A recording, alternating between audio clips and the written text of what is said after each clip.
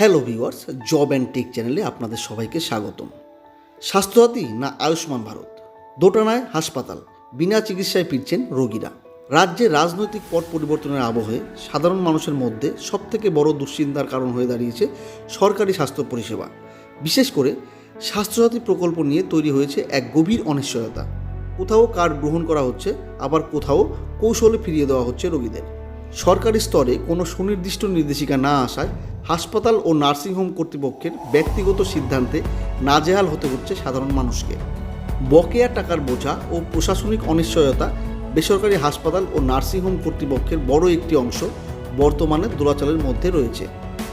দীর্ঘদিনের মোটা অঙ্কের টাকা রাজ্যের কাছে বকেয়া থাকায় নতুন করে পরিষেবা দিতে অনেকেই অনীহা প্রকাশ করেছেন।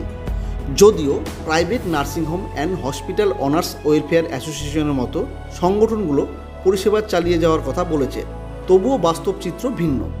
অনেক ক্ষেত্রে বেড খালি নেই এমন অজুহাত দিয়ে স্বাস্থ্যসাথী কার্ডধারী রোগীদের ফিরিয়ে দেওয়ার অভিযোগ উঠছে।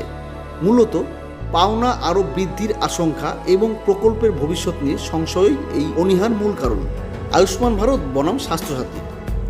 বিজেপি শাসিত নতুন সরকার ক্ষমতায় আসার পর প্রধানমন্ত্রী নরেন্দ্র মোদী ঘোষণা করেছেন যে প্রথম ক্যাবিনেট বৈঠকেই রাজ্যে আয়ুষ্মান ভারত যোজনা চালু করা হবে। এই ঘোষণার পর থেকে স্বাস্থ্যসাথী প্রকল্প আদৌ স্থায়ী হবে কিনা তা নিয়ে বিভ্রান্তি ছড়িয়েছে। স্বাস্থ্যসাথীর উপভোক্তারা সকলেই আয়ুষ্মান ভারতের আওতায় আসবেন কিনা, কিংবা এই দুই প্রকল্পের মডিউল কিভাবে সমন্বয় করা হবে তা নিয়ে জেলা স্বাস্থ্য দপ্তর বা নার্সিংহোম সংগঠনগুলোর কাছে কোনো স্পষ্ট ধারণা নেই। এই প্রশাসনিক অস্পষ্টতার সরাসরি প্রভাব পড়ছে জনস্বাস্থ্যের উপর।